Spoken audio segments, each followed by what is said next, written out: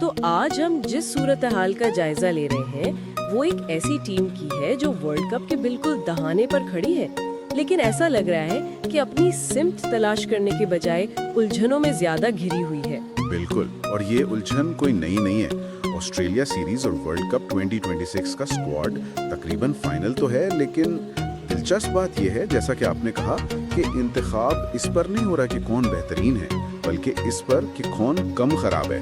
کم خراب، یہ تو کافی تشویشناک بات ہے۔ جی، اور دیکھیں، یہ مسئلہ 2025 سے چل رہا ہے، جب بابر اور رضوان کی جوڑی پر سٹرائک ریٹ کی وجہ سے تنقید ہوئی۔ وہ دونوں 2020 سے 2022 تک تو پوری بیٹنگ لائن کا بوجھ اٹھائے ہوئے تھے، ہے نا؟ بالکل، وہی تو سارا سکور کرتے تھے۔ جی، لیکن اس تبدیلی کے بعد سے لے کر آج تک ہم ایک مستحکم بیٹنگ یونٹ بنا ہی نہیں سکے۔ اور اعداد و شمال بھی تو یہی کہانی سنا رہے ہیں۔ 2025 سے اب تک صرف 2 بلے باز، بابر اعظم اور صاحبزادہ فرحان، جن کی اوسط 30 سے اوپر ہے، صرف 2۔ اور اس سے بھی زیادہ پریشان کن بات یہ ہے کہ جو ٹاپ ٹیموں کے خلاف کھیلنے والے 2 اسپیشلسٹ بلے باز تھے، حسن نواز اور محمد حارث، جن کا اسٹرائک ریٹ 130 سے اوپر تھا۔ جی بالکل، اور وہ دونوں اب ٹیم کے منصوبے کا حصہ ہی نہیں ہے۔ یہ ایک بہت بڑا مسئلہ ہے۔ اچھا، اگر ہم انفرادی کھلاڑیوں کی بات کریں جیسے سائم ایوب، انہیں تو بہت مواقع ملے۔ بہت زیادہ۔ سائم ایوب کو دیکھیں، 27 اننگز ملے، مسلسل مواقع۔ 27 اننگز، اور نتیجہ کیا رہا؟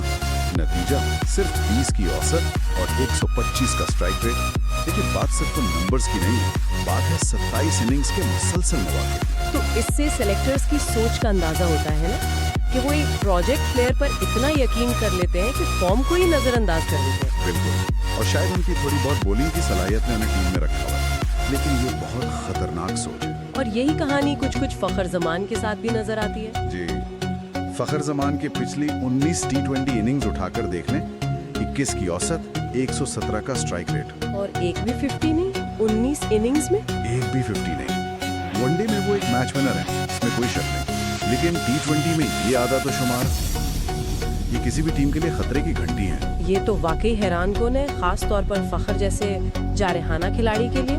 اور یہ مجبوری ہمیں ایک اور دلچسپ انتخاب کی طرف لے جاتی ہے، خواجہ نافع بمقابلہ معاذ صداقت۔ اچھا، اس میں کیا صورتحال ہے؟ رپورٹس یہی ہے کہ معاذ کی کارکردگی ڈومیسٹک اور لیگز میں کہیں بہتر تھی، لیکن خواجہ نافع کو اسکواڈ میں جگہ مل رہی ہے کیونکہ وکٹ کیپنگ بھی کر لیتے ہیں۔ تو مطلب صاف ہے، یہ فیصلہ مجبوری میں ہو رہا ہے، پرفارمنس پر نہیں۔ بالکل۔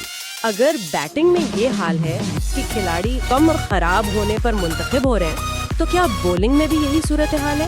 کیونکہ حارث رؤف کے نام پر بھی تو بحث ہو رہی ہے۔ جی، بولنگ میں بھی یہی کشمکش ہے۔ حارث رؤف کو اسکواڈ میں شامل کرنے پر زور دیا جا رہا ہے، حالانکہ وہ کافی مہنگے ثابت ہوتے رہے ہیں۔ لیکن ان کنڈیشنز میں تو محمد وسیم جونیئر یا شاید عثمان طارق جیسے کھلاڑی زیادہ مؤثر ہو سکتے ہیں۔ بالکل ہو سکتا ہے، لیکن لگتا ہے کہ یہاں بھی ماضی کی ساخت کو موجودہ فارم پر ترجیح دی جا رہی ہے۔ وسیم جونیئر کو نظر انداز کر کے حارث یا نسیم شاہ کو لانے پر غور ہو رہا ہے۔ تو اس ساری صورتحال میں آسٹریلیا کے خلاف سیریز کے لیے مجوزہ اسکواڈ کیسا نظر آ رہا ہے؟